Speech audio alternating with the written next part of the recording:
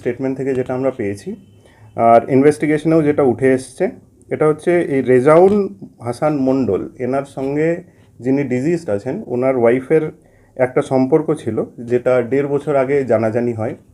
সেই থেকেই এদের মধ্যে একটা শত্রুতা তৈরি হয় এবং ইনি চাইছিলেন এনাকে মানে এর ক্ষতি করতে, তাই ওইখান থেকেই এটা উঠে এসেছে। এই খুনের পিছনে কি বউর মদত আছে বলে মনে হচ্ছে?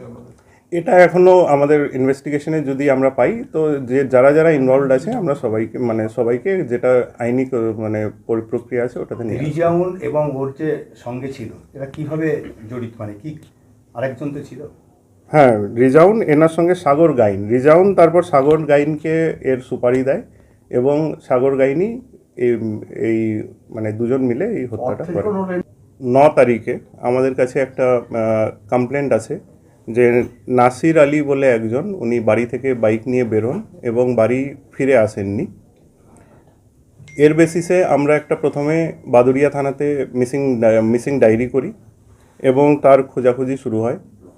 পরের দিন সকাল 10টার সময় যমুনা ক্যানালে একটা বাইক পাওয়া যায়, যেটা পরে আইডেন্টিফাই করা হয় যে ওনারই বাইক ছিল।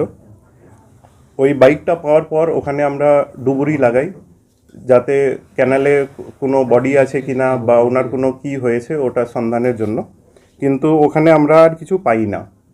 ওই সন্ধ্যাবেলায় ওনার দাদা একটা কমপ্লেন করেন যে ওনার ভাইকে কেউ বা কারা আননোন পারসনস কিডন্যাপ করেছেন। এর বেসিসে বাদুড়িয়া থানাতে একটা কেস রেজিস্টার হয় এবং এই কেসের তদন্ত শুরু হয়। কেস তদন্তে আমাদের কাছে দুটো নাম উঠে আসে, একটা হচ্ছে রেজাউল হাসান মণ্ডল আর একজন হচ্ছে সাগর গাইন। এদের দুজনকে আমরা 13 তারিখে অ্যারেস্ট করি এবং কোর্টের কাছ থেকে আমরা 7 দিনের পিসি পুলিশ কাস্টাডি পাই। কালকে এদের কনফেশনাল স্টেটমেন্টের ভিত্তিতে এই নাসির আলীকে, যেটা আমরা জানতে পারি এদের কাছ থেকে, যে নাসির আলীকে এরা হত্যা করেছে এবং এর বডি ডিসপোজ করে দিয়েছে। তারপর এদেরকে স্পটে নিয়ে যাওয়া হয় এবং এদের আইডেন্টিফিকেশনে 3 জায়গা থেকে, ছাত্রা ব্রিজ পদ্মা ক্যানালের মধ্যে, চারঘাট শ্মশান এবং যমুনা ক্যানাল যেটা নিচুপাড়া এরিয়ায় আছে, ওইখান থেকে আমরা দেহাংশ পাই। এই দেহাংশটা পোস্টমর্টমের জন্য পাঠানো হয়েছে এবং আরও ইনভেস্টিগেশন চলছে। নাসিরের ওয়াইফের সঙ্গে রেজাউলের কি এখনো সম্পর্ক আছে? এইটা এখনও আমাদের কাছে ইনভেস্টিগেশনে উঠে আসেনি। আমরা ফোন রেকর্ডস আরও চেক করছি, যেটা আমরা পাবো ওই হিসাবে আমরা অ্যাকশন নিব।